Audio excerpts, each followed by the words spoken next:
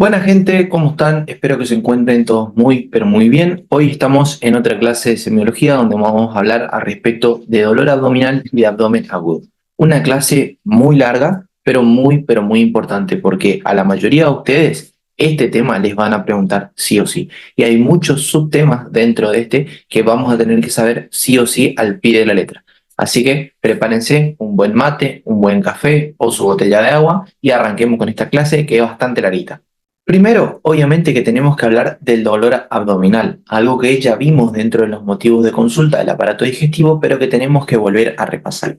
El dolor abdominal, como ustedes ya saben, es una sensación, ya sea molesta o que aflige al paciente, de una causa tanto interna o externa, que en este caso el dolor es en el abdomen. Y obviamente a todo paciente con dolor, nosotros tenemos que hacerle dentro de la anamnesis nuestra mnemotecnia, que es Alicia.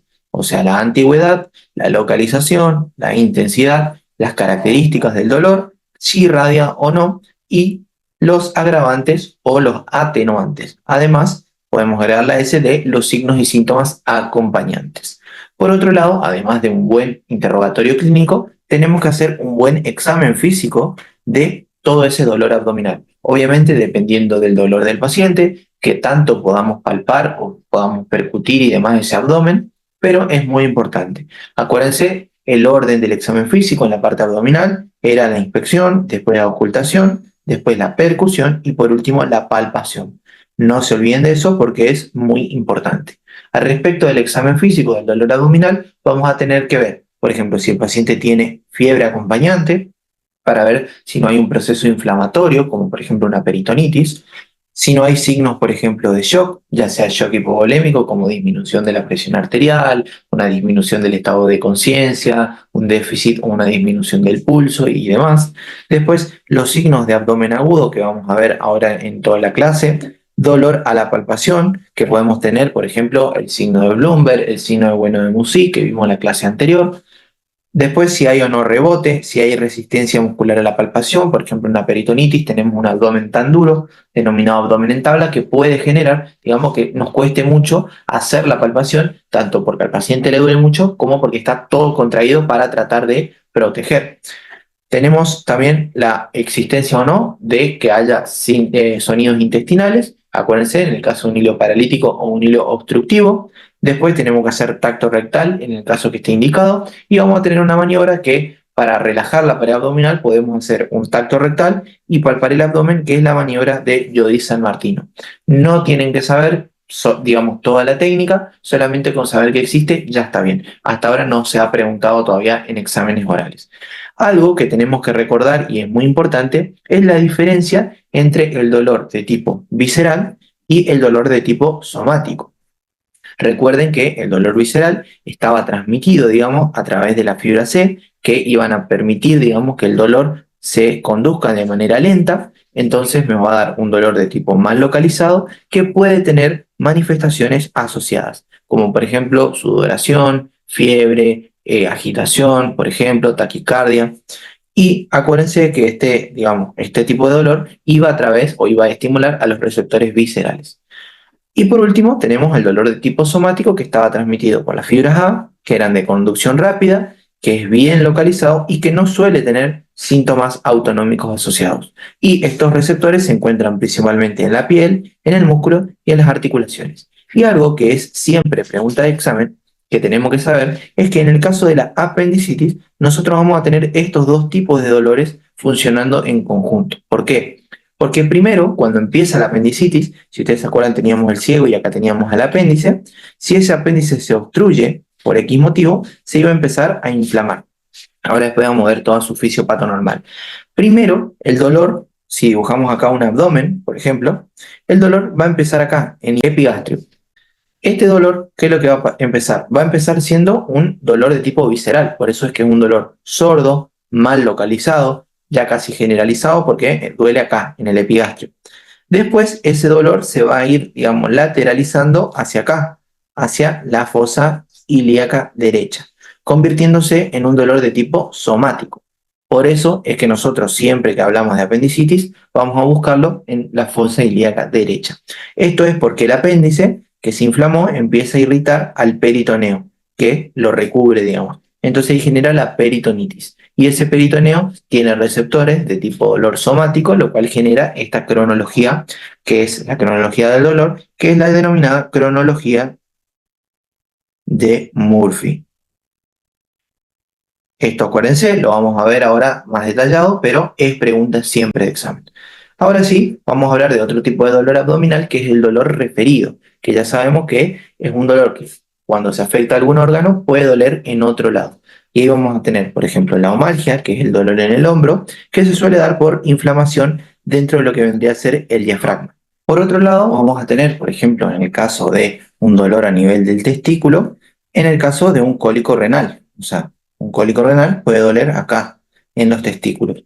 Por otro lado, por ejemplo, en el caso de patologías uterinas o rectales, suele doler a nivel de la espalda, en la parte lumbar, o sea, lumbalgia. Por último, en el caso de algunas patologías torácicas, como por ejemplo neumonías de base, por ejemplo, yo tengo una neumonía acá abajo, me puede doler en el abdomen, que es una de las causas de dolor abdominal de causa torácica. Acuérdense de eso más o menos por si les preguntan en algún práctico principalmente, porque en el oral del examen no suele ser tan preguntado. Ahora sí, vamos a hablar de las causas de dolor abdominal y eso es pregunta, sí, de examen oral y de examen escrito también. Este cuadrito, sépanlo como su nombre, sí o sí. Vamos a dividir el abdomen, creo que es algo que ya lo habíamos visto, pero no nos cuesta nada repasar, por 4 líneas. 2 líneas verticales, que siguen lo que vendría a ser las líneas hemiclaviculares que vimos en el tórax, líneas horizontales. Una que iba a cruzar, digamos, por el reborde costal y otra que iba a cruzar por el borde superior de las espinas ilíacas. Eso es lo que me iba a delimitar 9 cuadrantes, que son el hipocondrio derecho, el epigastrio, el hipocondrio izquierdo, el flanco derecho, el mesogastrio, el flanco izquierdo, la fosa ilíaca derecha y después el hipogastrio y la fosa ilíaca izquierda. Eso, acuérdense, siempre porque van a preguntar. Entonces, ¿qué es lo que pasa? Primero, tenemos que darnos cuenta de lo siguiente. ¿Dónde empieza el abdomen? El abdomen empieza acá, a nivel de más o menos el quinto espacio intercostal derecho. ¿Por qué? Ahí que decíamos que estaba. Ahí estaba la submatitis hepática, que nosotros la delimitábamos a través de la percusión torácica. Entonces, acá más o menos yo voy a tener el diafragma. Entonces, acuérdense de eso porque muchos piensan que el abdomen empieza después de las costillas y no. Entonces, acuérdense porque les va a servir para ubicarse bien al momento del examen. Entonces, en el hipocondrio derecho, ¿qué órganos teníamos? Teníamos al hígado, a la vesícula biliar, a todo el árbol biliar, pero principalmente a lo que vendría a ser el polo superior del riñón, la glándula suprarrenal derecha. Entonces, todo esto se puede afectar y me puede generar ¿qué cosa? Bueno, dolor por afectaciones renales o nefrolitiasia, o sea, la presencia de piedras dentro del riñón, problemas biliares, o sea, patologías biliares, que ahora vamos a ver, como la colecistitis, la colangitis, la coledocolitiasis, patologías hepáticas, acuérdense que el hígado por sí no duele, pero cuando se distiende la cápsula de Gleason, que es el que le recubre, ahí sí podemos tener dolor, como por ejemplo en la insuficiencia cardíaca grave, debido a que la sangre vuelve y genera que se acumule mucha sangre a nivel del hígado, si eso distiende el riñón puede generar dolor. Otras como las hepatitis a veces suelen doler. Después tenemos las pancreatitis, que es muy raro que se dé en el hipocondrio derecho, pero como la pancreatitis tiene un dolor en hemicinturón, o sea que duele como si fuese un cinto, puede doler en hipocondrio derecho. Después tenemos las causas que se encuentran en el epigastrio. En el epigastrio, como tenemos el estómago principalmente, vamos a tener a las úlceras pépticas, que ahora vamos a ver, después a las perforaciones del estómago, por ejemplo, y al infarto agudo de miocardio. Y ojo acá porque es pregunta de examen. Acuérdense que el corazón se aloja más o menos en esta zona y si yo tengo un infarto de la cara inferior del corazón, puede doler a nivel del epigastrio. Entonces, todo infarto, digamos, agudo miocardio en cara inferior del corazón, o sea que en el electrocardiograma te van a ver alteraciones, o sea, un supra en D2, D3 y ABF. Les aviso porque por ahí la doctora Masaya suele preguntar al respecto a eso. Ese infarto en cara inferior me va a doler en epigastrio principalmente. Entonces, acuérdense, ojo, paciente con abdomen agudo en epigastrio, pidan un electro. Por favor, pidan un electro antes de pensar en otra cosa, en alguna úlcera péptica y demás. Dolor en hipocondrio izquierdo, principalmente afectaciones renales, litiasis renal, por ejemplo, pielonefritis, neumonía de base izquierda, o sea, toda neumonía que pueda sentar acá.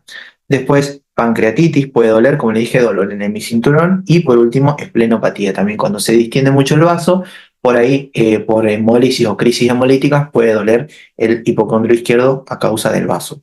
En el flanco derecho ya es más raro que pregunten, pero patologías principalmente urinarias y constipación. Puede haber dolor de diverticulitis, pero es muy raro, así que olvídense. En mesogastrio, principalmente hernias umbilicales, estranguladas o atascadas. Apendicitis temprana, por la cronología de Murphy, como le dije, empezaba en epigastrio y bajaba después.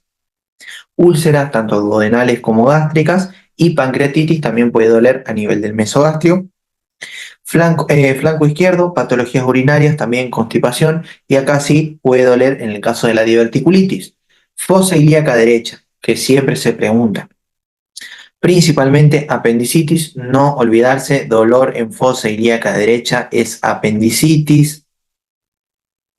Siempre, o sea, acuérdense que tengan que decir siempre en el examen, hernia inguinal, dolor pélvico, por causas en mujeres principalmente, por ruptura de embarazo ectópico.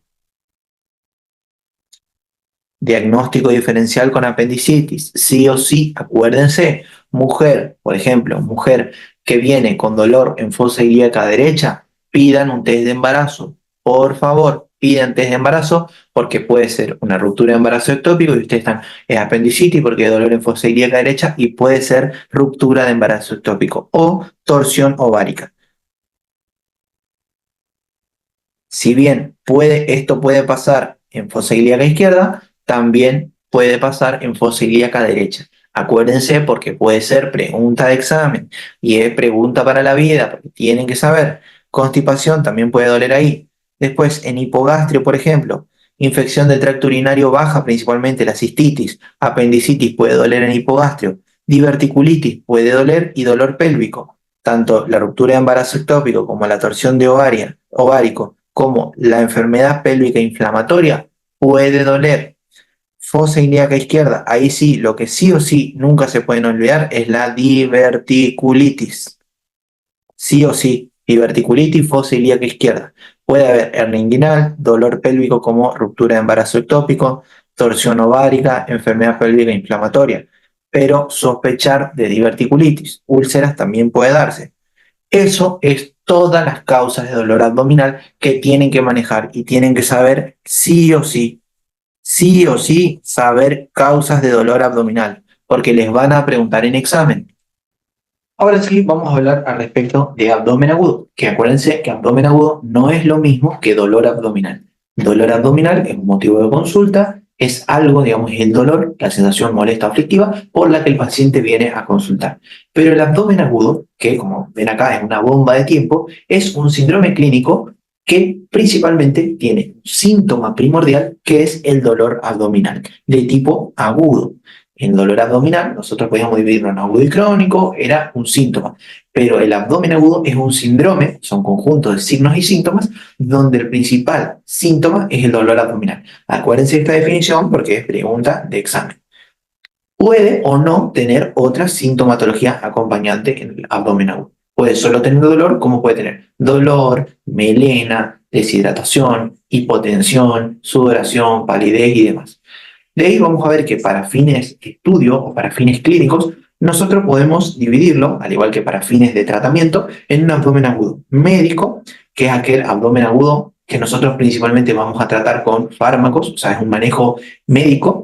Y después tenemos el abdomen agudo quirúrgico, que como lo dice el nombre, sí o sí le vamos a tener que operar a este paciente. Y después tenemos el abdomen agudo en observación, que es, digamos, un punto intermedio entre el abdomen agudo médico y el abdomen agudo quirúrgico, porque tenemos que ver todavía si lo vamos a operar o le vamos a hacer tratamiento médico únicamente. Dentro de las clasificaciones de abdomen agudo, tenemos varias, como por ejemplo, dependiendo de la clínica médica, como les dije, abdomen agudo quirúrgico, médico y en observación. Según la fisiopatología, vamos a ver que hay otra clasificación que no se pregunta tanto, y después según la topografía, como les hablé al principio, dependiendo del cuadrante afectado. Después vamos a tener que la epidemiología, o sea, el dolor abdominal, es principalmente la causa más frecuente de consulta en cirugía. Pero vamos a ver que cuando ustedes hagan guardias de acá a unos años en adelante, sí o sí van a ver 1 o 2 por día de abdomen agudo, y si no es más, porque es la principal causa que ustedes van a ver en urgencias. La mayoría, o sea, casi el 100% de los cuadros quirúrgicos tienen lo que vendría a ser el dolor abdominal. Así que acuérdense porque siempre lo van a ver. Y es por eso que les decía hoy que era una clase muy importante. Dentro de las causas más frecuentes del dolor abdominal, fíjense que en aquellos menores de 50 años, si bien la causa inespecífica suele ser la más frecuente, la apendicitis es una de las causas más frecuentes de abdomen agudo. Por eso es que tenemos que saber sí o sí todo sobre apendicitis. La colecistitis también está en una de las más frecuentes. Y después tenemos otras como la obstrucción intestinal, la pancreatitis, la diverticulitis y demás. Y en mayores de 60, fíjense que la más frecuente es la colecistitis, después tenemos la pancreatitis y después tenemos la obstrucción intestinal. Esto acuérdense porque les va a servir para nombrar las causas en orden de importancia médica. Después, a respecto de las causas o el origen del dolor abdominal. Si bien podemos hablar de dolor abdominal extraabdominal, donde vamos a tener, por ejemplo, causas de abdomen agudo de tipo torácico, como les hablé hoy, por una neumonía de base, por ejemplo, por un infarto de cara inferior, por un infarto pulmonar, por pericarditis, por perforación esofágica, por ejemplo, después de causa neurológica, por afectaciones radiculares, por ejemplo, ya sea un tumor, artrosis, espondilitis, hernias de disco, por el zóster, el tabes dorsal, por ejemplo. Después, dentro de los procesos metabólicos, la cetoacidosis diabética puede generar dolor abdominal, uremia, saturnismo, porfiria. Dentro de los procesos hematológicos, la drepanocitosis, la leucemia y la púrpura de Geno-Scholem, que es una vasculitis de vaso pequeño. ¿Tenemos que saber todo al respecto de esto? No. Sepan, por ejemplo, dentro de los procesos torácicos que por ahí pueden preguntar, la neumonía, el infarto, la pericarditis, la perforación de esófago que pueden preguntar ahora en semiología. Después, dentro de las causas intraabdominales, podemos dividirlas dependiendo de su fisiopatología, en abdomen agudo inflamatorio, por obstrucción, isquémico, traumático o por distensión de las superficies viscerales, pero lo más importante es este cuadrito que ven acá, que es lo que más por ahí les van a preguntar. Por ejemplo, dentro del abdomen agudo tenemos a la apendicitis aguda, dentro de la parte gastroduodenal a la gastritis, a la perforación gastroduodenal, dentro del intestino al síndrome intestino irritable, que es principalmente un dolor abdominal crónico. Después tenemos a la obstrucción intestinal, a la diverticulitis aguda, isquemia mesentérica, perforación intestinal, y fíjense la gran lista de todas las causas que ya estuvimos nombrando de abdomen agudo y de dolor abdominal. Esto es muy importante porque cuando llega un paciente con dolor abdominal, ustedes tienen que pensar en hacer el diagnóstico diferencial de todo esto que vemos y, si no, pensar en esto.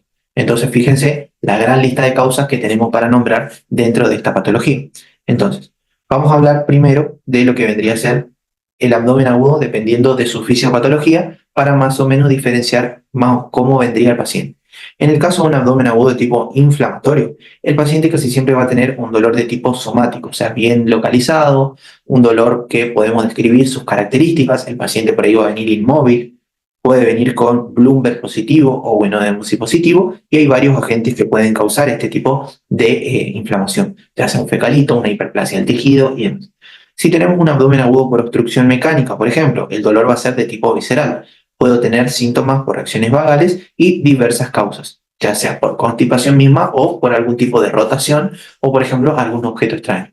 Dentro del abdomen agudo isquémico tenemos la obstrucción de una arteria que puede ser de causa ateromatosa o por rotación, donde se rota algún órgano sobre su eje y genera la obstrucción de la víscera. Después de tipo traumático, que puede ser abierto o cerrado, por ejemplo, alguna herida contusa, alguna herida penetrante, como por ejemplo viene un chorro, le mete un puntazo, como ven acá, y la distensión de las vísceras cuando se distiende alguna víscera, por ejemplo, como les dije hoy, de la insuficiencia cardíaca, o en el caso de la hepatitis, lo cual en el caso del hígado genera irritación de la cápsula de Gleason y eso es lo que da el abdomen agudo. Todo este escalón, digamos, no se suele preguntar nunca, pero estaría bueno que más o menos nosotros vayamos entendiendo para saber bien todas las patologías.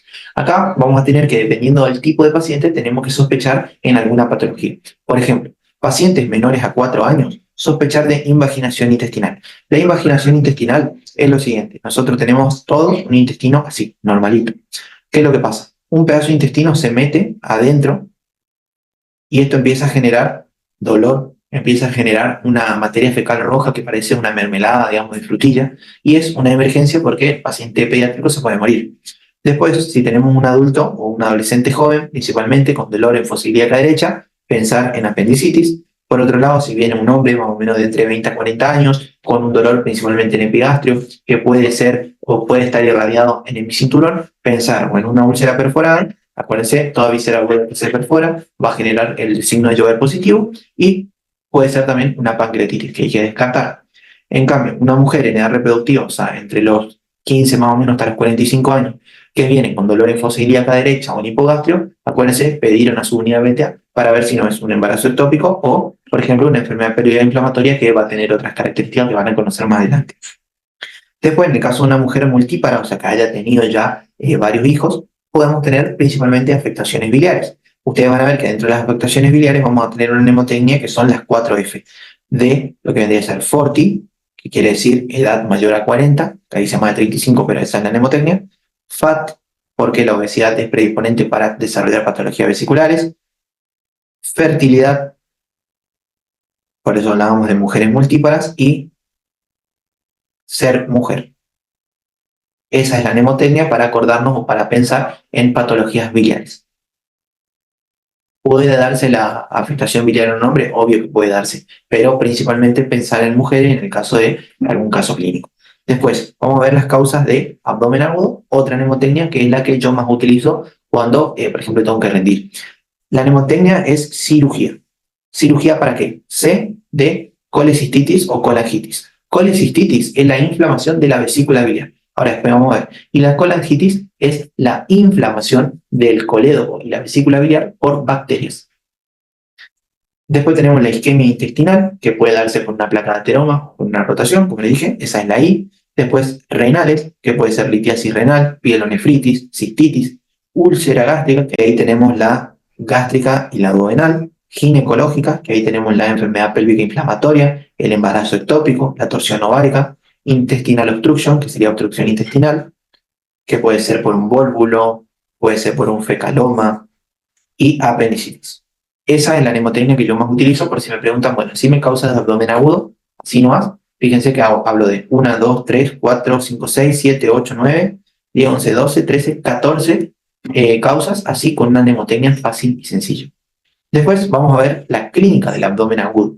Si bien la clínica que van a tener estos pacientes con abdomen agudo es variada, como sabemos, es una emergencia, o sea, nosotros tenemos que tratar sí o sí, pero lo más importante que nosotros tenemos que hacer en todos estos pacientes es valorar obviamente qué tan grave está, ver que esté estabilizado y una vez eso hacer obviamente una buena anamnesis, tanto del dolor como de los síntomas acompañantes, como del hábito intestinal para ver si va o no, o fue o no al baño, por ejemplo, ver si tiene fiebre, ver si tiene o no síntomas de shock, ver en caso de las mujeres síntomas ginecológicos y urológicos. Eso sería, digamos, como una valoración rápida para pensar rápidamente y tirarnos sobre un diagnóstico presuntivo. Obviamente, hacer la exploración física adecuada y, en el caso, después pedir los exámenes complementarios para confirmar el diagnóstico. No se vayan a acostumbrar a hacer los diagnósticos con los exámenes complementarios, sino háganlo bien. Hagan con la anamnesis, con el examen físico y después confirman a través de los exámenes complementarios, porque por algo son complementarios. Después, acuérdense, obviamente, todas las características del dolor, sí o sí, el alicias es muy importante porque es lo que nos lleva al diagnóstico casi siempre. Al respecto del examen físico o la exploración física en todo paciente con abdomen agudo, tenemos que ver, obviamente, si el paciente tiene movilidad o no en la pared abdominal. A veces, por ejemplo, ustedes van a ver que el paciente tiene un latido en el abdomen, y ojo, porque puede ser tanto una disección de aorta abdominal como un aneurisma de aorta abdominal. Puede estar pálido, puede estar ictérico, por ejemplo, puede tener distensión abdominal en el caso de un ilio, por ejemplo, de un vólvulo. A nivel de la ocultación, acuérdense, sí o sí, los ruidos hidroaéreos, porque es lo que nos va a permitir saber si es un ilio paralítico o un ilio obstructivo. Palpación, tanto el tacto rectal como el vaginal. Y por último, la percusión para ver si hay o no neumoperitoneo. Acuérdense, signo de Jover, siempre pregunta de examen, o matiz desplazable en el caso de ascitis. O en algún tipo de hemorragia, acuérdense también los signos de Cullen y de Grey-Turner, porque son muy importantes. Último, para repasar de vuelta las causas más frecuentes de abdomen agudo. Esto yo les pido que por favor sepan porque es muy, pero muy importante porque siempre es pregunta de examen. Dentro del abdomen agudo quirúrgico, apendicitis, patologías biliares como colecistitis, coledocolitiasis, úlcera gastroduodenal perforada, acuérdense, digan úlcera gástrica perforada, úlcera duodenal perforada, pancreatitis aguda, diverticulitis, obstrucción intestinal, hernias estranguladas, accidentes vasculares abdominales, divertículo de Meckel, hernia diafragmática estrangulada, embarazo ectópico roto, cáncer digestivo perforado. No es lo mismo un cáncer que una perforación, porque el cáncer no suele dar tanto dolor abdominal. Y los volúmenes. Después, causas de abdomen agudo médico, tratamiento médico, cetocidosis diabética, crisis peritoneal, como por ejemplo la peritonitis bacteriana espontánea, hepatitis, gastroenterocolitis aguda, adenitis mesentérica, folículo de Graf roto, dismenorrea, que es el dolor cuando la mujer está menstruando, infarto agudo de miocardio, acuérdense, de cara inferior, neumopatías basales, principalmente derechas, puede ser izquierda, pero acuérdense, insuficiencia renal crónica con síndrome urémico, porfiria, colon irritable, crisis hemolítica, fiebre mediterránea familiar, el tabes dorsal y la intoxicación por plomo. Mínimo sepan 10 de cada una porque les van a preguntar en el examen. Ahora sí vamos a hablar de cada uno de los tipos de abdomen agudo que sí o sí tenemos que saber. Después van a ver, por ejemplo, vías biliares aparte, después van a ver, por ejemplo, la parte de hígado aparte, pero tenemos que aprender bien esta clase de abdomen agudo porque es, digamos, una de las cosas que a todos nos van a preguntar en el oral. Entonces, cólico biliar. Ya habíamos visto en las clases de abdomen, de dolor, las características del cólico. O sea que es un dolor agudo, de intensidad fuerte, que va y viene, digamos, a un dolor que se agrava y calma, se agrava y calma. Se produce el cólico biliar principalmente porque se obstruye el conducto, ya sea el conducto cístico o el conducto colédico. ¿Por qué? Principalmente por una litiasis, o sea, por una piedrita, un lito. Si ustedes se acuerdan del hígado, nosotros el hígado tenía dos, digamos, dos lóbulos principalmente, un lóbulo derecho que iba a sacar un conducto hepático derecho y un lóbulo izquierdo que iba a sacar el conducto hepático izquierdo, los cuales iban a converger, digamos, y se iban a unir formando el conducto hepático común y de acá iba a salir un conducto que es el conducto cístico para formar la vesícula biliar. Este conducto cístico se va a unir al conducto hepático común para formar el conducto colédoco, el cual va a ir y se va a unir al conducto pancreático, acá tenemos al páncreas, los cuales van a ir y van a desembocar en el duodeno, en la cara posterior, en la ampolla de Vater. ¿Estamos? Esa es la vía biliar principalmente. ¿Qué es lo que pasa? Si yo tengo, por ejemplo, unas piedras en la vesícula, a esto se denomina colelitiasis, o sea, piedras, acuérdense de lo siguiente, piedras en la vesícula es cole de vesícula, colelitiasis. La colelitiasis no duele, porque la piedra puede estar ahí y no genera ningún dolor. La colelitiasis no genera dolor y no genera ictericia. Las piedras estas se pueden formar por un montón de cosas, no es necesario que sepan ahora, así que tranqui, pero principalmente por malos hábitos en la dieta, por predisposición genética, como le dije, por ser mujer, mayor de 40 años, en edad fértil y obesa. Pero puede darse también en hombres con malos hábitos alimenticios, que comen mucha grasa, que son gordos, que son de edad adulta, así que eso más o menos es lo que necesitan saber ahora. Pero ¿qué es lo que pasa? Esta piedrita puede venir acá para salir, porque acuérdense que la bilis sale del intestino, del hígado, viene acá, se acumula en la vesícula biliar, sale y va acá al duodeno para emulsificar las grasas. Entonces, ¿qué es lo que pasa? Como acá hay líquido moviéndose entre estas piedras, las piedras pueden ir, por ejemplo, y colocarse acá y tapar el conducto cístico. Cuando esa piedrita ahí tapa el conducto cístico, yo tengo lo que se denomina colecistitis. Colecistitis es la inflamación, itis, de la vesícula. Acuérdense, inflamación de la vesícula.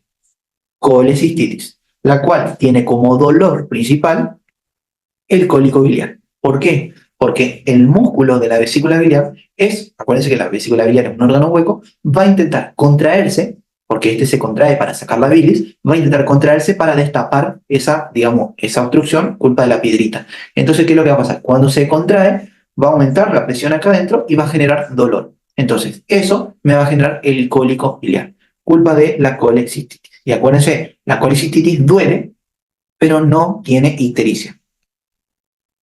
Si tiene, puede tener, pero es muy leve, pero acuérdense, ahora no tiene ictericia. Entonces, ¿por qué no tiene ictericia? Porque acá la bilis sale del hígado normalmente y el problema es en la vesícula. O sea, después si nosotros cortamos la vesícula y la sacamos, listo, solucionamos el problema.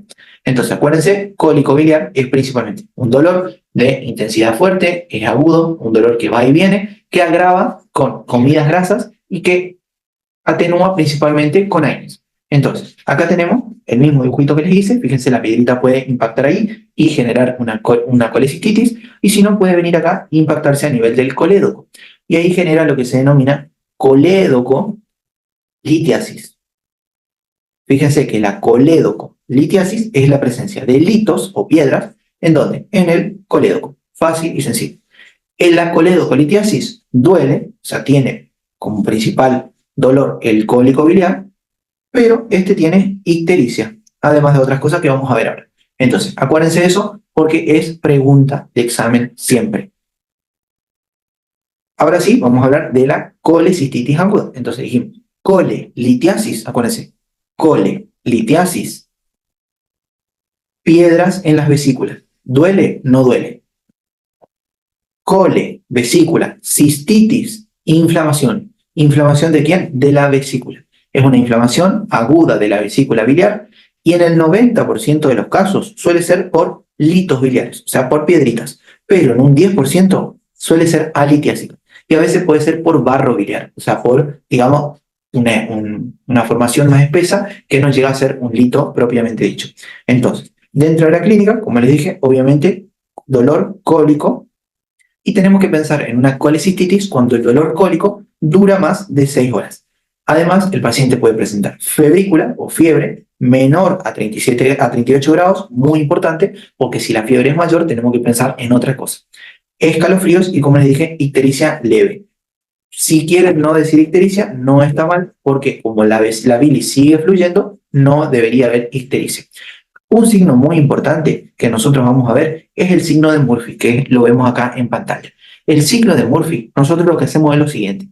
El examinador va a apoyar las manos en forma, como vemos acá, de abanico sobre la superficie del abdomen, pero va a colocar la punta de los pulgares a nivel del punto cístico. Este punto cístico, ¿dónde se encuentra? Y eso es pregunta de examen. Se va a encontrar en la encrucijada entre el reborde costal y la línea hemiclavicular. En este punto que nosotros vemos acá, en este punto, es el punto cístico. ¿Cómo vamos a hacer la maniobra de Murphy? Que es la que vemos acá, maniobra de Murphy. Esta maniobra de Murphy, dijimos, ponemos los dedos en abanico con los pulgares puestos en el punto cístico y lo que hacemos es presionar de manera profunda, o sea, hacemos fuerza. Y le pedimos al paciente que haga una inspiración forzada. ¿Qué es lo que va a pasar cuando el diafragma descienda y se choque esa vesícula biliar inflamada con nuestros dedos? Va a interrumpir la respiración. Entonces el paciente va a hacer y va a interrumpir, porque nosotros vamos a estar apretando. Cuando pasa eso, o sea, cuando el paciente interrumpe la respiración por el dolor, a eso se denomina signo de Murphy. Entonces, la colecistitis aguda tiene signo de Murphy positivo. Sí o sí, porque esto es pregunta de examen toda la vida y todo el mundo le va a preguntar signo de Murphy siempre. Acuérdense dónde se localiza el punto cístico, la maniobra de Murphy y el punto de, ¿cómo es? Y el signo de Murphy. Al respecto del diagnóstico, como ya le dije, el diagnóstico se hace a través de la anamnesis, el examen físico y para confirmar hacemos una ecografía para ver o no la presencia de los litos. Obviamente, el laboratorio vamos a pedir, donde vamos a ver una leucocitosis con desviación a la izquierda, podemos ver, por ejemplo, otras alteraciones, aumento, por ejemplo, de la GGT, de la FAL, algo que van a ver en la clase de hígado, no los voy a llenar con eso ahora, pero lo más importante es el signo de Murphy. El signo de Murphy puede darse tanto a nivel examen físico como a nivel ecográfico. Cuando el examinador pone el ecógrafo en el hipocondrio derecho, suele doler. Y acá vemos, por ejemplo, la vesícula biliar con los litos. Dentro de las complicaciones que puede tener esta colecistitis, acuérdense, es una cavidad llena ¿de qué? De líquido, con piedras obviamente, pero llena de líquido estancado a 37 grados, que es la temperatura normal del cuerpo. Esto es un lugar excelente para que las bacterias que están en esos lugares puedan proliferar. Entonces, ¿qué es lo que pasa? Esto puede formar un empiema vesicular, o sea, se puede acumular pus acá adentro, puede engangrenarse, puede generar ¿qué cosa? La vesícula puede tener una piedra tan grande que acá nosotros tenemos, ¿qué cosa? El marco colónico. Puede generar tanto peso esta piedra a nivel de la vesícula biliar que puede bajar, digamos, y puede hacer contacto con este colon. Entonces esa piedra lo que va a hacer es generar tanto peso que va a romper y se va a caer al colon. ¿Y qué es lo que va a generar? Va a generar heces biliosas, o sea, materia fecal con bilis. Esa piedra se va a ir en la materia fecal, nosotros ni nos vamos a dar cuenta, el paciente ni se va a dar cuenta, pero él va a venir con motivo de consulta, por ejemplo, que las heces tienen un aspecto grasoso, que flotan, por ejemplo, en el inodoro, y ahí nosotros tenemos que pensar en una fístula biliar. Y por último, el hilio biliar, en el caso que esa piedra sea tan grande que vaya y se atasque y genere, por ejemplo, un hilio a causa de esa piedrita que se rompió y se metió ahí al colon. Después vamos a tener la colicistitis alitiásica, que como les dije, es mucho menos frecuente. Vamos a ver que se da más que nada en los hombres en una edad de más o menos 65 años. Y se da principalmente porque la bilis es un líquido que debería estar en constante movimiento. Entonces, cuando queda quieta, puede generar, por eso hablamos de estasis biliar, puede generar una colicistitis biliar. La clínica es lo mismo, dolor de tipo cólico, o sea, cólico biliar, puede tener Murphy positivo, puede tener todo lo mismo. Pero cuando hagamos la ecografía, por ejemplo, vamos a encontrar a la vesícula biliar vacía, lo cual esto puede generar, obviamente, focos infecciosos, como le dije, un empiema vesicular y evolucionar a una sepsis y matar a nuestro paciente. Ahora sí, vamos a ver otra cosa que es la diverticulitis. Yo ya les expliqué en algunas otras clases qué es la diverticulitis, por ejemplo, pero es principalmente una causa de abdomen agudo muy, pero muy importante. Ya sabemos que no es lo mismo hablar de diverticulosis que de diverticulitis. Entonces, la diverticulitis es la inflamación de un segmento del intestino. Principalmente esto se da ¿en dónde? En el colon sigmoides. Puede darse en otro lado, obvio, pero es lo más frecuente. Dentro de la clínica va a depender si ese divertículo, por ejemplo, se rompió, si no se rompió, si está tapado solamente. Entonces, lo que vamos a ver ahora es que principalmente tiene dolor en fosa ilíaca izquierda. Por eso se dice que es una apendicitis del lado izquierdo, porque la causa más frecuente de apendicitis o de dolor en fosa ilíaca derecha es la apendicitis.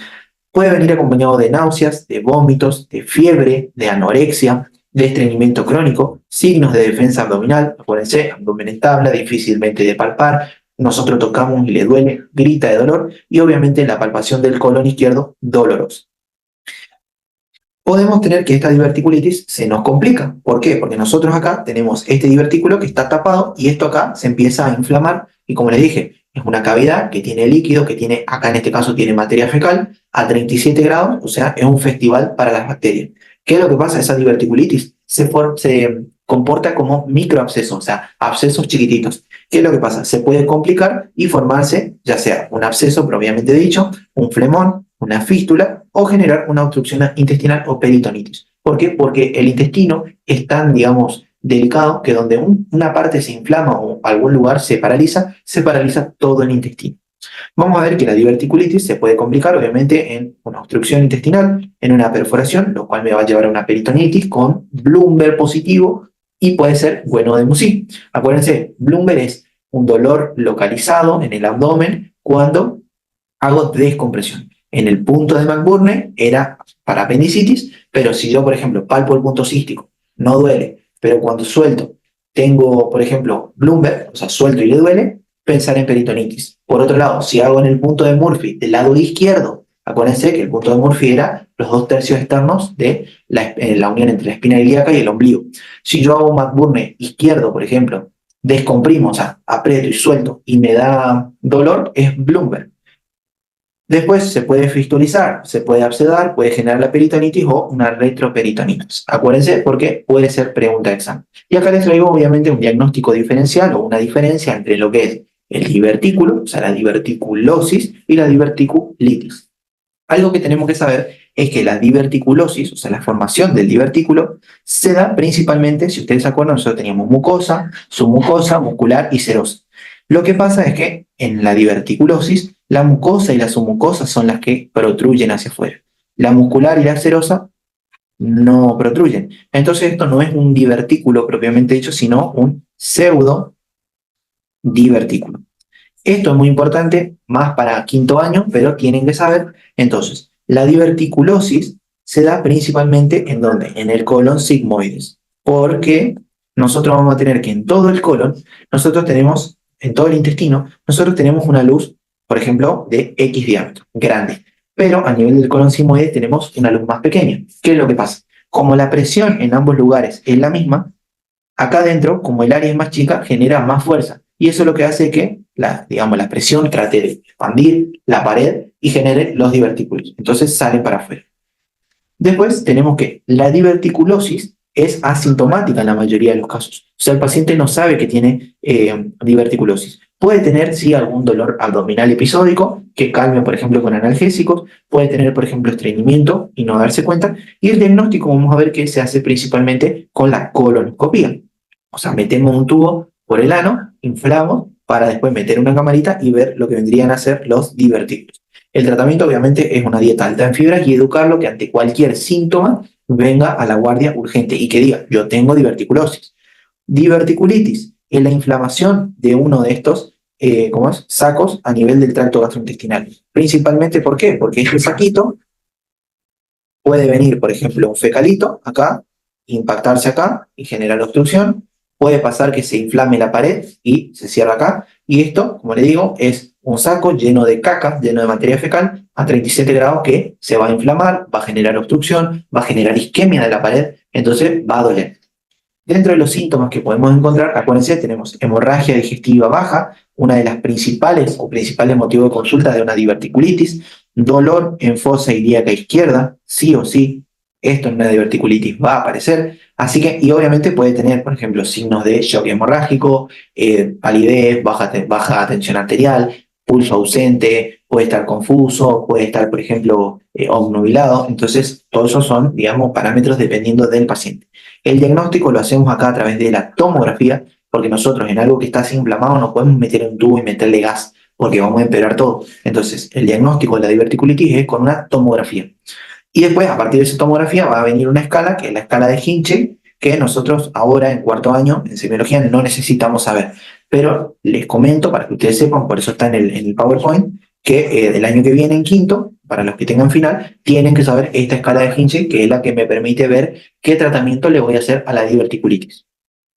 Después, como le dije, esa diverticulitis se puede romper y generarme una peritonitis. Esta peritonitis es muy importante y es siempre pregunta de examen. Dentro de la peritonitis nosotros vamos a ver que tenemos un dolor abdominal, obviamente severo, difuso, pero que tiene signos peritoneales muy característicos. Dentro de las peritonitis nosotros tenemos una clasificación que a veces nos suelen preguntar en examen. La peritonitis primaria, vamos a ver que se produce ¿por qué? Porque en el intestino yo tengo X cantidad de bacterias que pasan al peritoneo. Y el peritoneo es una serosa estéril, o sea que no tiene bacterias. Entonces, ante cualquier bacteria se inflama y genera la peritonitis. Vamos a ver, por ejemplo, que principalmente hay un montón de causas, pero puede ser por translocación bacteriana, por tuberculosis, por enfermedad renal crónica, en inmunosuprimidos, pero principalmente es por una bacteria. Después tenemos la de tipo secundaria, que puede ser secundaria, por ejemplo, espontánea, o sea, darse de manera idiopática, o posterior a una cirugía, por ejemplo, postquirúrgica. Puede ser que a un paciente le operamos, por ejemplo, de una apendicitis y a los 2 o 3 días hace una peritonitis porque se desprendieron las suturas. Por otro lado, en espontánea podemos tener, por ejemplo, una necrosis en una pared intestinal, lo cual generó una ruptura y se volcó contenido del tracto gastrointestinal en el peritoneo. Y después la peritonitis terciaria, vamos a ver que principalmente puede ser por hongos o por bacterias que son muy raramente patógenas. Entonces, acuérdense, terciaria es por hongos o bacterias no patógenas.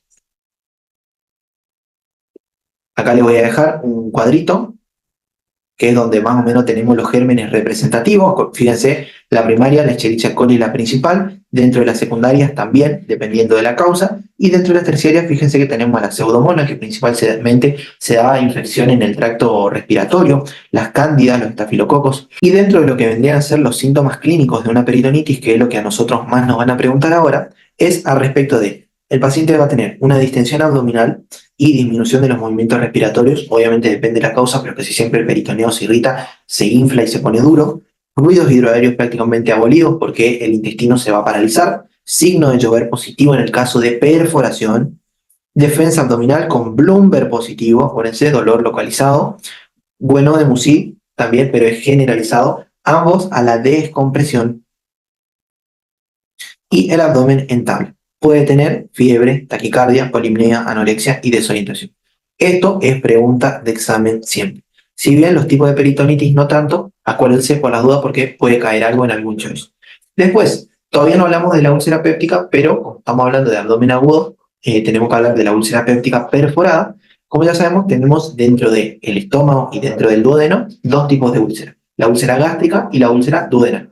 Ambas se pueden romper, se pueden perforar. Acuérdense que la úlcera sin perforación genera hemorragia digestiva alta, por lo tanto el paciente va a tener hematoquesia y melena, pero en el caso de perforación, si bien puede tener hemorragia digestiva también, lo que me va a generar es que ese contenido gástrico o duodenal se va a volcar a donde? Al peritoneo, y va a generar una peritonitis por úlcera péptica perforada. Entonces voy a tener principalmente un dolor en el epigastrio intenso que haya iniciado de forma abrupta, que parece como que al paciente le haya metido una puñalada. Vamos a ver que dentro de la clínica vamos a tener el dolor propio de la úlcera péptica agravado, obviamente, y todos los síntomas de la peritonitis, o sea, el abdomen en tabla, la fiebre, la taquicardia, la polimnia, el Bloomberg positivo, el signo de Joubert. Acá voy a tener el signo de Joubert positivo, que acuérdense que era la pérdida o la desaparición de la submatidez hepática a nivel del quinto espacio intercostal derecho, y después, si yo pido una radiografía, voy a encontrar estos dos signos. El signo de Popper, que es la presencia de aire en lo que vendría a ser el hemiabdomen derecho, donde debería estar la sombra del hígado, y después tengo el signo de alas de gaviota, que es donde encuentro dos, digamos, masas de aire, porque el aire siempre va a ir para arriba y parecen como las alas de una gaviota. Esto no suele ser pregunta de examen, pero para el que lo quiera decir en el oral queda como un rey, así que por las dudas les puse. Después, dentro de las afectaciones ginecológicas, es algo que se pregunta muy poco, pero que tenemos que saber la diferencia. Vamos a tener que diferenciar el cólico renal de, por ejemplo, ya sabemos que el dolor cólico es un dolor que va y viene, o sea, es de inicio súbito. En el caso de la parte renal se da principalmente a la mañana porque hay más concentración de orina, es unilateral, se da principalmente en los flancos, ya sea derecho o izquierdo, y puede irradiar ¿a dónde? A la parte lumbar, además al hipogastrio en el caso de la cistitis. Y es un dolor, como dije, tipo cólico, o sea, que va y que viene y dura aproximadamente entre 20 a una hora, entre 20 minutos a una hora. Después vamos a tener que, por ejemplo, la pielonefritis tiene fiebre, además de dolor cólico, duele en el riñón doloroso, y acá podemos tener la puño-percusión positiva, que es uno de las maniobras que vamos a ver en la parte renal, que lo único que hacemos es buscamos la fosa lumbar y con lo que vendría a ser el borde cubital de la mano, hacemos un ligero golpe y el paciente grita prácticamente de dolor. Dolores musculoesqueléticos de la zona, por ejemplo, empeora con el movimiento, lo cual el córrico renal por ahí no tanto. Apendicitis puede doler en fosa ilíaca en el flanco derecho o izquierdo, pero, por ejemplo, en el cólico renal yo no voy a tener Bloomberg, ni voy a tener, por ejemplo, punto de McBurney positivo. La colecistitis, también tenemos que hacer el diagnóstico diferencial, diverticulitis, ruptura de aneurisma de aorta. En el caso de ruptura de aneurisma de aorta, prácticamente no tengo mucho tiempo de hacer un examen clínico porque el paciente pierde la sangre en más o menos 5 minutos, pero el antecedente, por ejemplo, o la edad suele ser algún parámetro a evaluar, y un paciente que viene pálido, que viene en shock hemorrágico principalmente, es muy raro que sea por una nefrolitiasis. Si bien puede pasar, tenemos que hacer ese pensamiento rápido. Torsión testicular, vamos a ver unos signos que lo van a aprender más adelante en un caso de torsión testicular, porque uno de los testículos, digamos, haciendo un poco más y otro se rota sobre su eje. Y después problemas ginecológicos como ruptura de embarazo ectópico, enfermedad pélvica inflamatoria y torsión ovárica. Esas son las afectaciones intestinales y la diferencia entre cada uno. Y acuérdense del cólico renal, que si bien lo vamos a ver en la parte de nefro, estaría bueno que ya más o menos algo lo manejemos a partir de ahora. Y ahora sí, vamos a hablar de la apendicitis aguda, algo que sí o sí es pregunta de examen. Entonces, no pueden ir al examen oral de semiología de segunda era ni del final sin saber apendicitis, porque les van a preguntar. El apéndice, como nosotros ya sabemos, es, digamos, una partecita que está donde el ciego, es dentro de todo un órgano pequeño que se ubica más o menos a 1,7 centímetros de la válvula ileocecal, pero lo que tenemos que saber ahora es que este apéndice, digamos, este vestigio del intestino grueso, se va a inflamar o se suele inflamar. Hay varios factores de riesgo, pero acá lo importante es que en cualquier paciente que tenga el apéndice se puede inflamar. Si bien se da más en los hombres, en una edad entre los 20 y 30 años, y por baja ingesta de fibras, no es tan así en la práctica médica. Vamos a ver que este apéndice se puede inflamar o se puede tapar principalmente por fecalitos, por la hiperplasia linfoide, por fibras vegetales, por algún cuerpo extraño, por ejemplo, después que nosotros le hayamos hecho un tránsito varitado, un examen complementario, digamos, y haya quedado un poquito ahí y se tape el apéndice por parásitos, por tumores, por ejemplo, ya sea carcinoides o metastásicos, se puede obstruir este apéndice y generar la apendicitis. La causa más frecuente de obstrucción a nivel del apéndice es la hiperplasia, o sea, crece mucho tejido ahí y genera la obstrucción del apéndice y eso genera que se inflame. Las localizaciones del apéndice son variadas, si bien tenemos localización retrocecal, subcecal, perileal, pogileal y pélvica, esto es algo que van a aprender en cirugía, ahora no es necesario, pero lo que sí tenemos que saber es que una vez que el apéndice se inflama, nosotros tenemos, dependiendo de las horas que transcurran, diferentes fases de esta apendicitis. Primero, el apéndice se va a tapar y se va a empezar a congestionar ese tejido, que es la fase congestiva o catarral, que es durante las primeras 12 horas. Acá nosotros lo que vamos a tener principalmente es un dolor de tipo visceral, como le dije, que empieza a nivel del epigastrio por la obstrucción de la luz y distensión de la pared del apéndice, y después, a medida que vayan corriendo las horas, fíjense que va a empezar, como le dije, en una cavidad llena de bacteria fecal a 37 grados, lugar ideal para que prolifere, y lo que vamos a tener, por ejemplo, es que esta fase se llama fase flemonosa o supurativa, entre las 12 y las 24 horas. Con el correr de las horas, este tejido se va a empezar a necrosar porque deja de tener irrigación sanguínea y se va a la fase gangrenosa o necrótica, después del día o a las 36 horas más o menos. Y después ese apéndice se perfora y va al peritoneo, o sea, todo eso se vuelca al peritoneo y genera la peritonitis, que es más o menos después de las 36 horas. Una vez que eso se produce, el dolor es bien localizado y se localiza en donde, en fosa ilíaca derecha. Entonces, acá en esta fase yo tengo toda la cronología de Murphy que les había explicado hoy, que empezaba en el epigastrio, bajaba al hipogastrio y se asentaba después en fosa ilíaca derecha una vez que genera la peritonitis. Entonces, ¿qué es lo que tenemos que saber al respecto de la clínica del paciente? Que va a tener un dolor que inicia en el epigastrio, como le dije, y después va a fosa ilíaca derecha.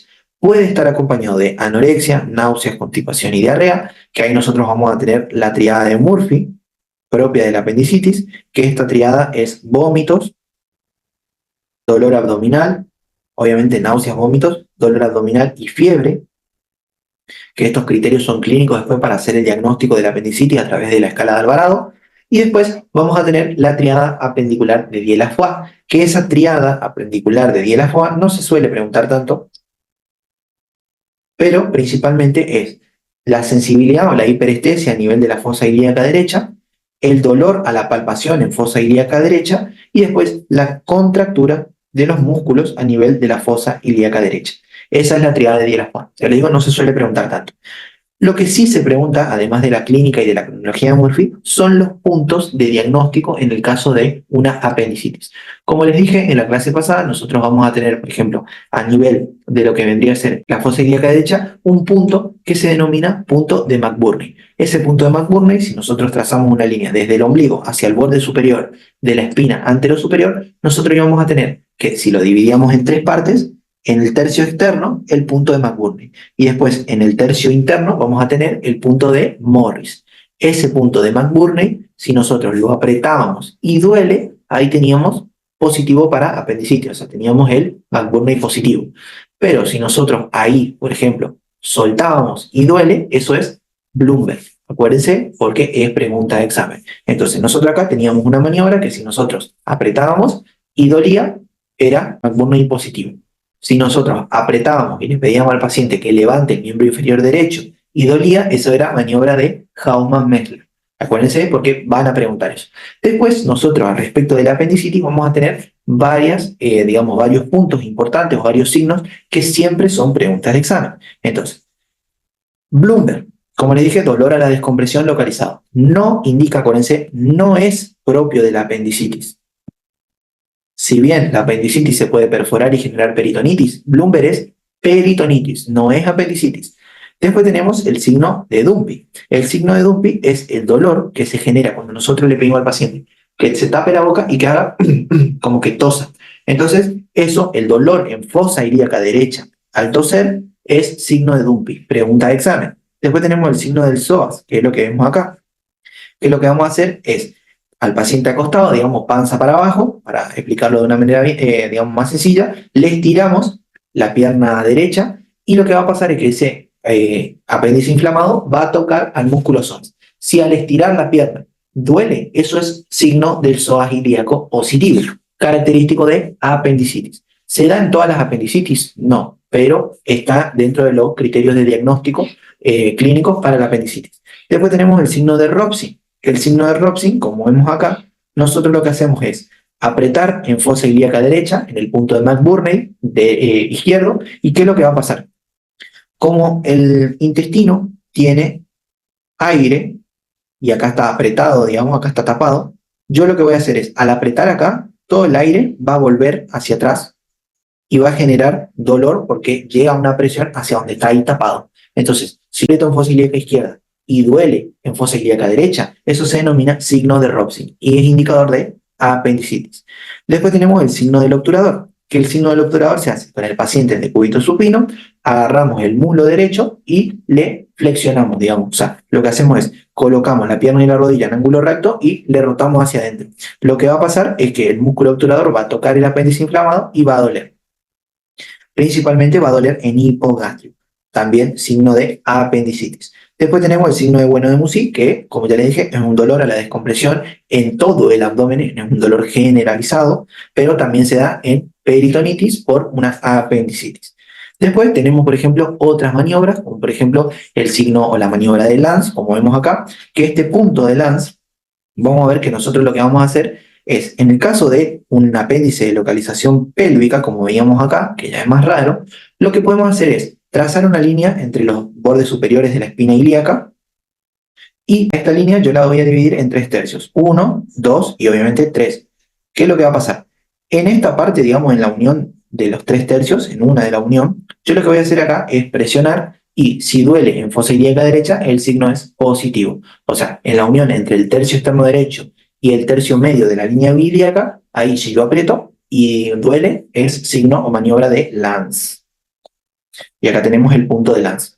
Todos esos signos que les nombré, obvio, los tienen en su apunte, pero son preguntas de examen siempre. Y sí o sí tienen que saber porque les van a preguntar. Que ya terminamos todo lo que es abdomen agudo, vamos a hablar del dolor abdominal crónico, que no son causas de abdomen agudo, sino un paciente que ya viene con más de 7 días de dolor abdominal. Si bien son causas de motivo de consulta muy frecuente, principalmente en los niños, vamos a ver que las causas son más raras por ahí.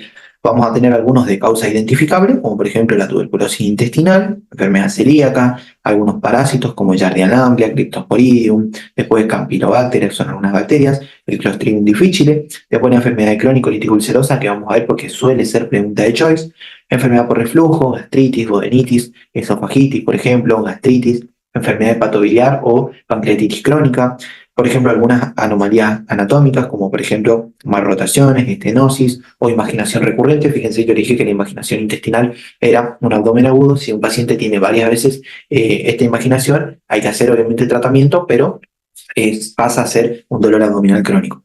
Después, infecciones urinarias, como por ejemplo la estenosis, hidronefrosis, un quiste ovárico, una nefrolitiasis, y después causas metabólicas, por ejemplo la diabetes. Si bien lo que vendría a ser la cetoacidosis diabética es un abdomen agudo médico, la diabetes mellitus puede dar dolor abdominal y ser un dolor abdominal crónico. Intoxicaciones y patologías por exceso de aminoácidos. Después podemos tener al dolor abdominal crónico de causa funcional, que ahí sí la vamos a tener, por ejemplo, la dispepsia, el síndrome pilórico, cosas que ya vimos la clase anterior.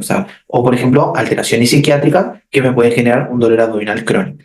Lo que por ahí tenemos que preguntar en la historia clínica casi siempre es la localización, obviamente la licia, síntomas acompañantes, intensidad, frecuencia y duración, y obviamente cómo se da ese dolor, digamos, cómo empieza, si irradia o no, y después la valoración psicológica tanto del paciente como de la familia. Obviamente, prácticamente en resumen, era lisa del dolor abdominal crónico. Ahora sí vamos a hablar de la úlcera péptica. La úlcera péptica, como yo le dije, puede ser gástrica o duodenal. Principalmente la úlcera es un trastorno, o sea, es la formación de una úlcera en ya sea el duodeno o el estómago. La causa principal es la infección por Helicobacter pylori, pero también puede ser por consumo de aspirina o de AINES. Además puede darse por una gastritis crónica. La infección por Helicobacter pylori genera principalmente una inflamación crónica, lo cual lleva a erosionar la mucosa, y eso es lo que me lleva a un aumento del ácido clorhídrico y genera la formación de la úlcera principalmente.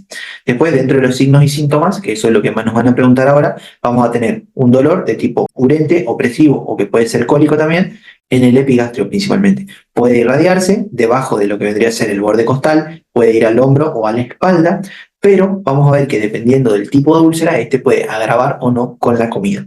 Después, ese sangrado debido a la úlcera puede derivar a una anemia ferropénica, perforación, obstrucción, por ejemplo, de la salida gástrica, hematemesis o melena. Y eso es lo que más o menos tenemos que saber de la úlcera péptica en general, los signos y síntomas que nos traen. El diagnóstico, si bien se hace a través de la anamnesis, y en el caso de, por ejemplo, esto lo van a ver en quinto año, pero se hace, por ejemplo, el tratamiento con omeprazol para erradicar el Helicobacter pylori, además de algunos antibióticos, como por ejemplo con claritromicina y o amoxicilina, y también se suele utilizar el metronidazol, pero no es algo que ahora tengan que saber. Tenemos que saber qué cosa, las diferencias clínicas, o sea, las diferencias semiológicas de la úlcera duodenal y de la úlcera gástrica.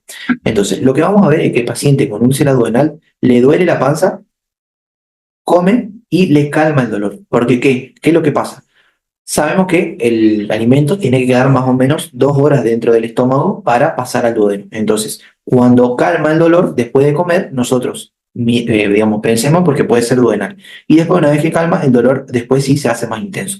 Por otro lado, en la úlcera gástrica, el paciente le duele, come y le vuelve a doler. Y encima agrava porque aumenta tanto la producción de ácido clorhídrico porque viene alimento que duele más. Entonces, la úlcera duodenal se da más que nada en pacientes entre 25 y 45 años, es la más frecuente, o sea, la úlcera duodenal es la más frecuente de ambas. Vamos a ver que el dolor se alivia con las comidas, con antiácidos o con vómitos. Eso es muy importante porque en la úlcera gástrica no se recomienda dar antiácidos. Después tenemos lo que vendría a ser el dolor, es tardío, aparece de 1 a 3 horas después de comer. Vamos a ver que la secreción gástrica está aumentada y los picos secretorios aumentan debido a la presencia de la comida. Vamos a ver que la secreción basal de ácido está aumentada. El apetito en la persona está conservado, suele tener pirosis, suele tener ruidos hidroaéreos conservados y se llena bien, digamos, con la comida. El paciente refiere que la comida le cae pesada, casi siempre que le cae mal. Esa sería la forma en la que nos puede decir que le molesta. Porque la úlcera péptica o la úlcera gástrica casi no siempre es un dolor, sino el paciente lo refiere como molestia. Tiene poca predisposición a tener un cáncer gástrico y vamos a ver que la mayoría se localizan postvulvares o más o menos a 1 centímetro o menos del estómago. Por otro lado, la úlcera gástrica es más frecuente en pacientes de edad avanzada, pero es la menos frecuente entre ambas. Después vamos a ver que el dolor, por ejemplo, se presenta inmediatamente después de las comidas, o sea, después de comer, y a veces durante las comidas, y puede irradiar a la espalda. Vamos a ver que en esta patología, en la úlcera gástrica, tengo secreción ácida normal o disminuida, y los picos secretorios casi siempre son de igual magnitud. Vamos a ver la secreción basal, suele ser nocturna o disminuida, pero este paciente tiene náuseas, tiene vómitos, tiene, por ejemplo, hiporexia, o sea, come poco, o anorexia, tiene mucha pérdida de peso porque obviamente come y le duele, entonces deja de comer. Tiene más predisposición a cáncer gástrico y en este caso, por ejemplo, para el dolor, nosotros no le podemos dar opioides. Porque ¿qué es lo que pasa? Si nosotros le damos opioides a este paciente, aumenta la producción de ácido, entonces a él le duele más. Vamos a ver, por ejemplo, las enfermedades de las vías biliares, que suelen darse de manera crónica. Entonces vamos a hablar de un recuadrito anatómico de lo que hablamos hace un principio, del conducto pancreático, como les dije, y vamos a tener el conducto hepático derecho y el conducto hepático izquierdo, que salían de ambos lóbulos, lo cual me iba a dar el conducto hepático común. Y este se iba a unir, digamos, con el conducto cístico que me venía de la vesícula biliar. Estos dos van a formar el conducto colédoco, el cual se va a unir al conducto pancreático para desembocar en el duodeno, en la segunda porción del duodeno aproximadamente. Tenemos que saber que se producen aproximadamente entre 800 a 1000 mililitros de bilis por día, donde la composición principal de la bilis es agua, pero también ácidos biliares. Tiene un poco de colesterol, bilirrubina y algunos no ácidos o proteínas o calcio también. Vamos a hablar entonces de la colelitiasis. Habíamos visto que la colelitiasis era la presencia de litos en la vesícula.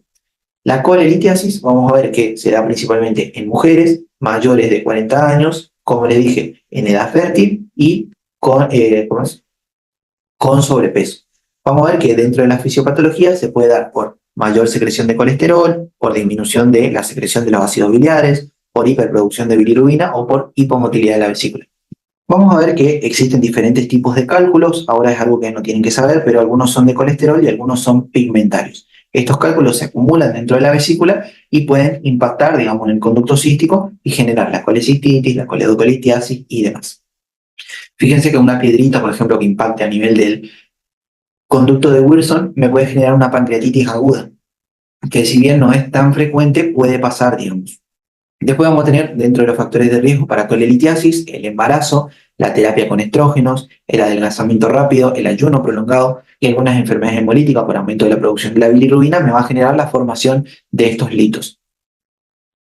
Después, al respecto de la colelitiasis, la clínica, como le dije, suele ser asintomática porque no genera ningún tipo de dolor, pero en el caso de que se impacte, me va a generar acá tenemos un cuadrito de, digamos, para recordar todo, el cólico biliar, que se daba porque la pared de la vesícula iba a empezar a empujar para, digamos, desobstruir. La colelitiasis es asintomática principalmente y tenemos que saber los factores de riesgo, como la obesidad, el aumento de triglicéridos, la disminución del HL, el aumento de los estrógenos, y si tapa el conducto cístico, genera ¿qué cosa? La colecistitis, que la colecistitis tiene principalmente dolor más fiebre y leucocitosis. ¿Tiene ictericia? No tiene ictericia. Como le dije, puede ser leve, pero acuérdense, no tiene ictericia, es más fácil y evitamos problemas con los profesores. Si bien a estos pacientes hay que hacerle antibiótico y analgesia, ahora no necesitamos saber eso. Si el lito, digamos, si la piedrita se impacta en el colédoco, me genera ¿qué cosa? Una colédoco-litiasis, que tiene como dolor principal el cólico biliar. Tiene ictericia, tiene dolor, acuérdense, tiene Murphy positivo, al igual que la colecistitis tiene Murphy positivo. Y por último, la colangitis. La colangitis es la inflamación de todo el trayecto biliar, tanto de la vesícula como del colédoco. Vamos a ver que se caracteriza por la triada de Charcot, que es principalmente dolor, Murphy positivo, fiebre e ictericia. Esto acuérdense porque es pregunta de examen siempre. Lo que sí me interesa que sepan de la colangitis, como les dije, es la inflamación debido a una infección ¿de qué? De la vía biliar. Esa infección de la vía biliar se da principalmente ¿por quién? Por la Escherichia coli, por la Klebsiella, por el estreptococo, por los estreptococos, por el Clostridium y por los bacteroides. Pero acuérdense principalmente de estas dos. ¿Qué es lo que pasa? El líquido debería estar siempre en movimiento, pero como hay una piedra, genera ¿qué cosa? Genera estasis de líquido. Nosotros vamos a tener a la vesícula biliar, como les dije, y tenemos acá lo que vendría a ser la piedrita, ¿no? Acá tenemos el conducto pancreático que va acá al intestino. ¿Y qué es lo que pasa en el intestino? El intestino tiene bacterias. Esas bacterias, si ven que acá, por ejemplo, hay inflamación, que es la colecistitis o la coledocolitiasis, esa inflamación va a dilatar los vasos, va a aumentar la temperatura y la bacteria no es boluda. Se va a empezar a ascender por acá y va a subir.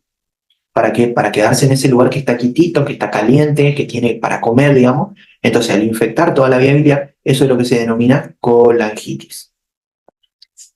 La colangitis tiene la triada de Charcot, como le dije, fiebre y escalofríos, ictericia y dolor abdominal. Pero también puede, digamos, evolucionar y tener lo que se denomina como penta de Reynolds. La penta de Reynolds es la triada de Charcot, o sea, fiebre y escalofríos, dolor abdominal e ictericia, más alteración mental e hipotensión.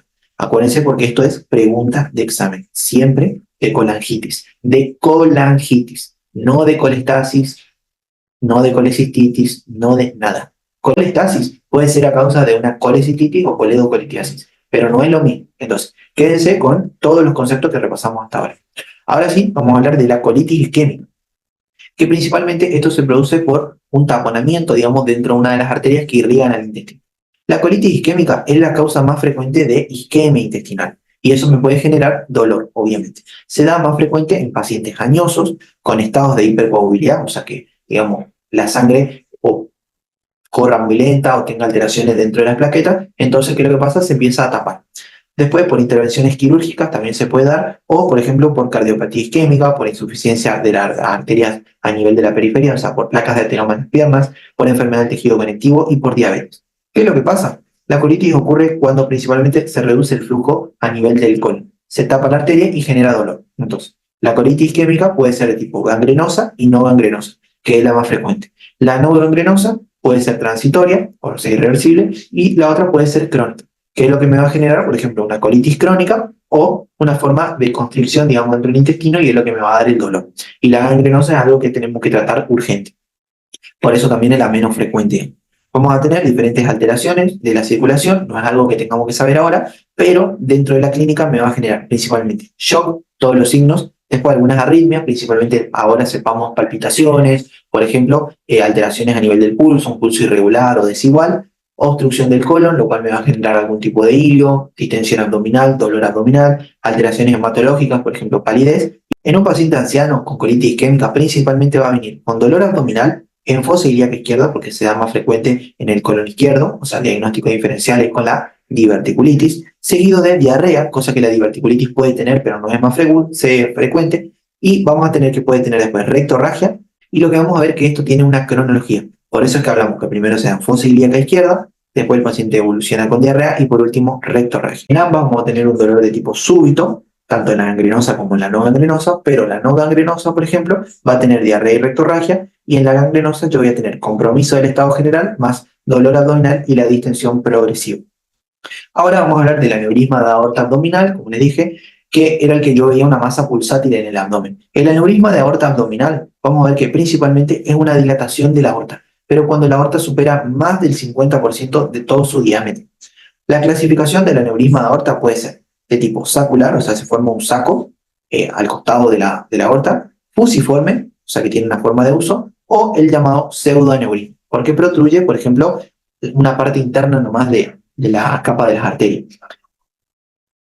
Todas son predisponentes a ruptura. Esto es diferente, que es la disección de aneurisma. Fíjense que en la disección del aneurisma lo que pasa es que la sangre se mete dentro de las capas de las arterias, entonces empieza a acumular sangre acá y eso genera un dolor de tipo desgarrante, transfixiante, que irradia el dorso, que es principalmente un dolor, digamos, agudo, que es una emergencia médica que hay que tratarla lo más antes posible.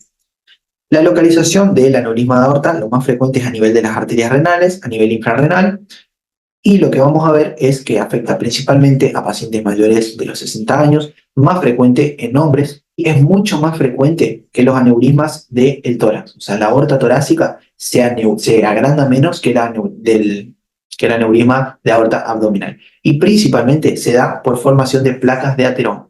Entonces, ojo con la dieta, ojo con pacientes hipertensos, ojo con el alcohol, con el EPOC y principalmente en pacientes masculinos. Esa placa de ateroma se puede calcificar, por ejemplo, y después generar un aneurisma de aorta.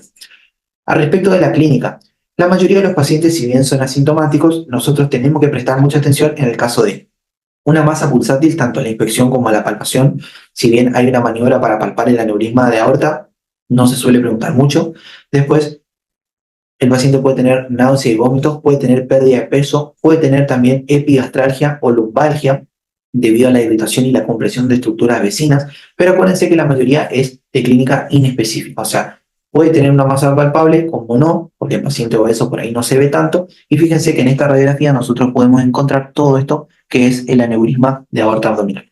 Acuérdense que la localización más frecuente es a nivel infrarrenal. Fíjense, acá tenemos la rama de las arterias renales, y por debajo el aneurisma de aorta. Dentro de las complicaciones del aneurisma de aorta vamos a tener obviamente la ruptura, lo cual es una emergencia, que en pocos minutos el paciente se desangra, la fístula aortoentérica, o sea que se comuniquen ambas arterias, la fístula aortovenosa, la infección. Ahora sí vamos a hablar de la colitis ulcerosa y la enfermedad de Crohn, algo que por ahí se puede preguntar dentro de lo que vendrían a ser las causas de dolor abdominal crónico, que es muy importante que sepamos las diferencias. Vamos a ver que entre ambas lo más fácil para estudiar es el diagnóstico diferencial de los síntomas o de la enfermedad. La diarrea, la fiebre, cómo es el dolor abdominal, la sangre en materia fecal, si tiene o no anemia, pérdida de peso, el tenesmo, o sea, la sensación de evacuación incompleta, la fatiga, las lesiones a nivel del ano y las manifestaciones extraintestinales de cada enfermedad. La colitis ulcerosa, sabemos que la diarrea es el síntoma más frecuente y más común en ambas, pero la fiebre en ambos también se da y es alta, mayor a 38 grados principalmente, que puede dar o nos puede hacer pensar antes en una posible infección. El dolor abdominal, por ejemplo, en la colitis ulcerosa es mucho menos frecuente, pero la sangre en materia fecal es muy frecuente. Ambos pacientes van a tener anemia, eso es algo que tenemos que saber, pero, por ejemplo, la pérdida de peso en la colitis ulcerosa se intensifica en los brotes de estos pacientes, principalmente ligada a la pérdida del apetito. Después, el paciente con colitis ulcerosa tiene casi siempre sensación de evacuación incompleta, ambos tienen fatiga frecuente, pero la colitis ulcerosa es muy poco frecuente que tenga lesiones anales. Además, vamos a ver que la colitis ulcerosa puede afectar articulaciones, piel, ojos e hígado. Por otro lado, la enfermedad de Crohn, que también tiene diarrea, tiene fiebre, Dolor abdominal es muy frecuente, principalmente en el 80% de los pacientes. Vamos a ver que el sangrado en materia fecal es poco, puede manifestarse cuando afecta al intestino grueso principalmente, tiene anemia también. Al respecto de la pérdida de peso, se da cuando afecta al intestino delgado principalmente. Vamos a ver que el tenesmo solamente se da cuando afecta al intestino grueso, tiene fatiga de manera frecuente, tiene afectación a nivel del ano y la mayoría de los pacientes dentro de las manifestaciones extraintestinales tienen alteraciones en las articulaciones, en la piel y en los ojos. Entonces, para repasar, acuérdense que la enfermedad de Crohn era una enfermedad que principalmente afectaba a parches de todo el tracto digestivo y la colitis ulcerosa iba en ascenso. Por último, el síndrome de intestino irritable, que creo que ya hablamos dentro de las últimas clases, es un trastorno digestivo principalmente donde hay alteraciones en el hábito intestinal y dolor abdominal, pero sin alteraciones anatómicas detectables. Vamos a ver diferentes criterios. Tenemos el criterio de Manning, por ejemplo, y los criterios de Roma 3, que principalmente nos preguntan los criterios de Roma en semiología, que es todo paciente con dolor abdominal o sensación no placentera en el abdomen, al menos 3 veces al mes durante 3 meses seguidos, acompañados de mejoría del dolor al defecar, inicio de dolor cuando cambia la frecuencia de las evacuaciones, inicio de dolor que se vincula con cambios en la consistencia de las heces y síntomas que deben empezar por lo menos 6 meses antes al diagnóstico de síndrome de intestino irritable. Vamos a ver que la clínica, por ejemplo, en estos pacientes puede ser tanto abdominal como extraintestinal. Si bien son muy variables, el dolor cólico con retortijonismo y borborismo es muy frecuente, opresión abdominal, pesadez y distensión, además de la sensación de, digamos, plenitud o cuando, digamos, defeca, ahí pasa un poco el dolor. Dentro de los síntomas extraintestinales tenemos un montón como enfermedad por reflujo, dolor torácico no coronario, síntomas urológicos, ginecológicos, además psicológicos, por la intolerancia a alimentos, por la intolerancia a varios alimentos, además las alteraciones en el hábito deposicional que puede, digamos, cambiar entre periodos de diarrea y de constipación. El diagnóstico ya sabemos que se hace a través de los criterios de Roma, principalmente, o sea, la anamnesis y la revisión, y en el caso de exámenes complementarios podemos hacerlo en pacientes con signo de alarma, pacientes mayores de 50 años, que no fueron estudiados anteriormente, refractariedad al tratamiento y antecedentes de pacientes con antecedentes familiares con neoplasias. Dentro del pronóstico, acuérdense que es una enfermedad principalmente benigna, que no tiene otro tipo de, digamos, de desencadenar otra enfermedad, pero es muy importante que lo conozcamos. Y con eso, gente, terminamos la clase de hoy. Espero que les haya gustado, que les haya servido. Obviamente una clase muy larga, bastante pesadita, así que espero que la puedan mirar varias veces y que sepan todo lo que dimos. Cualquier duda, cualquier consulta que tengan, ya saben, estamos a su completa disposición. Así que nos vemos en la próxima clase con renal, si no me equivoco. Así que nos vemos la próxima, gente. Les mando un saludo.